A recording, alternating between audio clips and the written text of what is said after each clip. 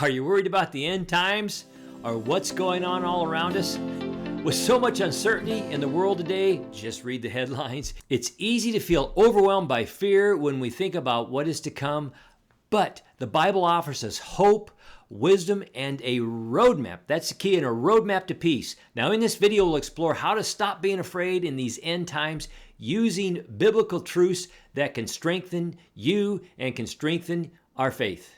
Well, hello, this is Greg Rooney with Connect the Dots and See the Big Picture, where we help you make sense of everything going on, especially these days. And specifically in this topic, we're going to help you from the wisdom of the Bible to make sense and to give us that future and that hope that is promised in the Bible for us that love Jesus, and we will be removed when this chaos gets out of control. So you want to hang on through this video. I will assure you there'll be lots of encouragement for all of us in there.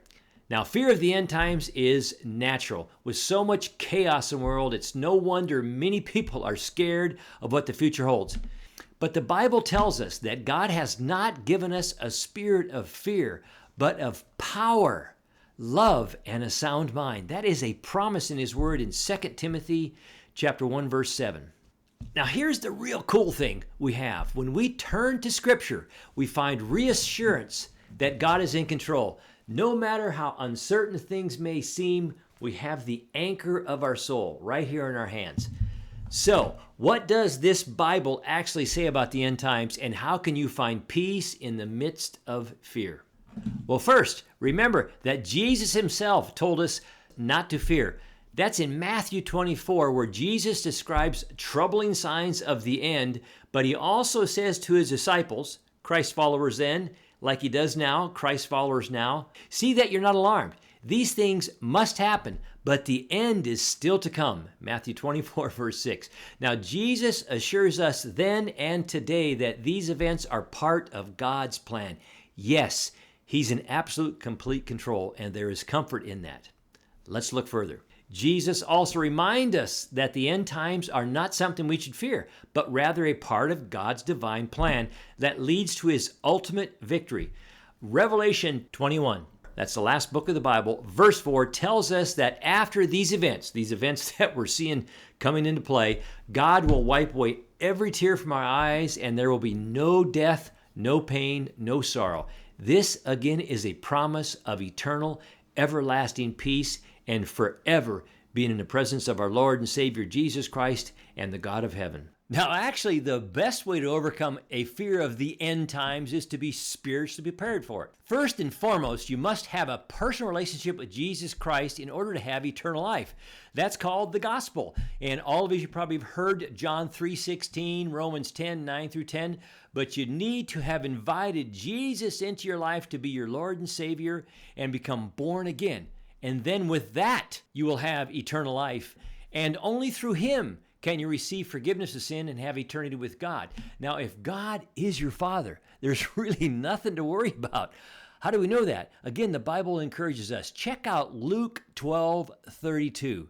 Yes, do not fear, little flock, for it is your Father's good pleasure to give you the kingdom. Good stuff. Now, the second thing to overcoming fear is every Christian should live a life worthy of the calling we have in Christ.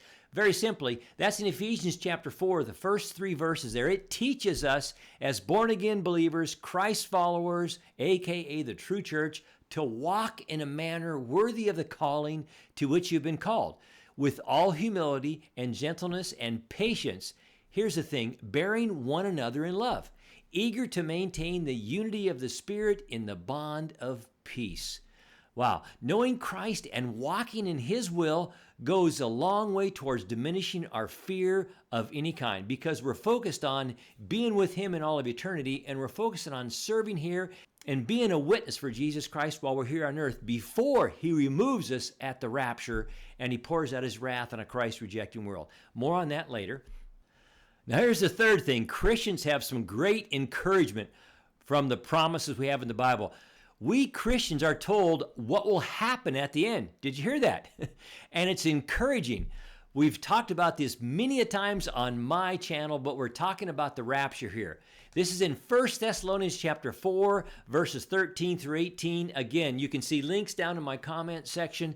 If that is new to you and you're questioning, is there a real pre-tribulation rapture? Absolutely. I believe the Bible teaches that clearly, but these verses are, again, worthy of reading. Listen to the comfort that we have and the promise from God in His Word. This is Paul writing to the church at Thessalonica, where he says, "But we do not want you to be uninformed or ignorant, brothers," that's Christ followers, "about those who are asleep," that means those who have died in Christ, "that you may not grieve as others do who have no hope," non-Christ followers. "For since we believe that Jesus died and rose again, even so, through Jesus, God will bring with Him those who have fallen asleep. For this we declare to you by a word from the Lord, that we who are alive at the rapture, who are left until the coming of the Lord, will not precede those who have fallen asleep, died previously. For the Lord Himself will descend from heaven with the cry of a command, and with the voice of an archangel, and with the sound of the trumpet of God. And the dead in Christ will rise first. Then we who are alive at the rapture, who are left alive when Jesus raptures us off this earth, we will be caught up together with them in the clouds to meet the Lord in the air, and so we will always be with the Lord. Listen to Paul's closing comment. Therefore, encourage one another with these words. There you go. Very encouraging words. So rather than fear the future, we are called to anticipate the future with joy. Why? Well, in Christ, we will be caught up to meet the Lord, and we will always be with the Lord. We will be present with Him in heaven. What a great promise we have. So with that in mind, how can you stop being scared of the end times? The key is found in deepening our faith. Now, how do you do that? Well, you stay rooted in Scripture, and you focus on God's promises. I have, again, many videos on my channel that encourage you based on the promises of God. Look at the time of Jacob's trouble. What is the rapture about? What is the tribulation period about? It's not for us, by the way. And check out my videos on the millennial kingdom when we come back and rule and reign with Jesus Christ on this earth that's going to be restored to a Garden of Eden state. That's the promises we have. And so share your comments as well. If you have any questions, make sure you place those as well down in the comment section. We'd sure like to hear from you, but let's continue. We got lots more encouragement coming. Now, one of the things you can do to encourage yourself and one another is to be part of a community of believers. At a local church, maybe you have a group in your home or a small group that you meet regularly. Get together with your brothers and sisters in Christ, because there's a command and a promise in the book of Hebrews about us gathering together and be strengthened. Listen to this. I'm going to read here from my Bible in Hebrews chapter 10, beginning there at verse 22. Listen to this. Let us, that's the church, draw near with a true heart in full assurance of faith, having our hearts sprinkled from an evil conscience and our bodies washed with pure water, aka eternal life. Let us hold fast the confession of our hope without wavering, for He who promised is faithful. Yes, He's coming back for us. And let us consider one another in order to stir up love and good works amongst the body of Christ.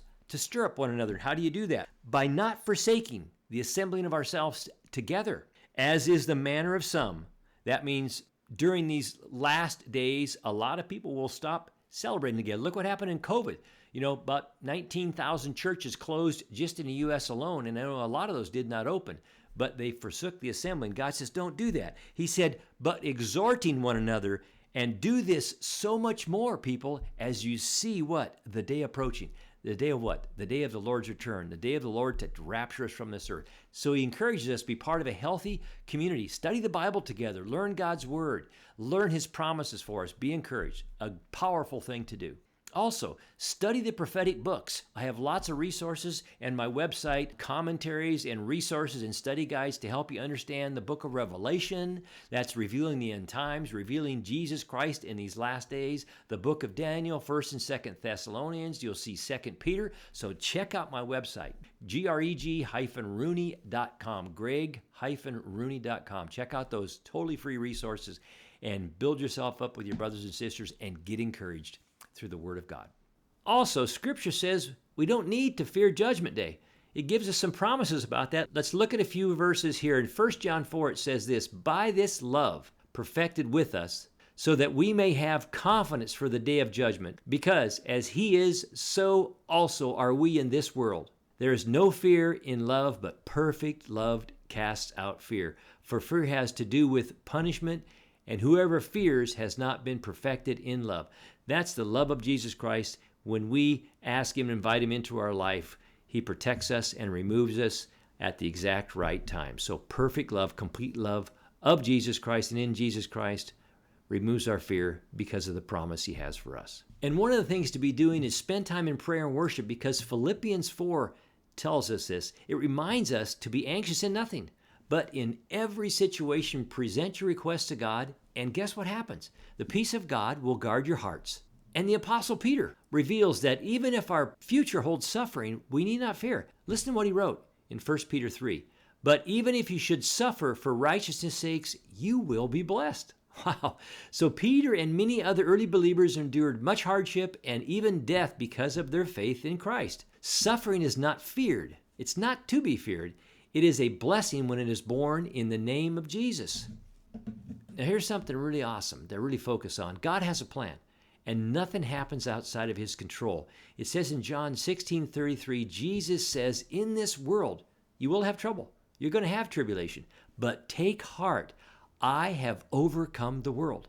By trusting in his power and plan, we can find peace. We overcome the world because he overcame it for us, and we're on his team, and he's going to take us out of here. Now here's the sad part. Those who do not know Christ do not have the promise of peace for the future. For them, there is a real concern because they have not settled the issue of where they will spend eternity.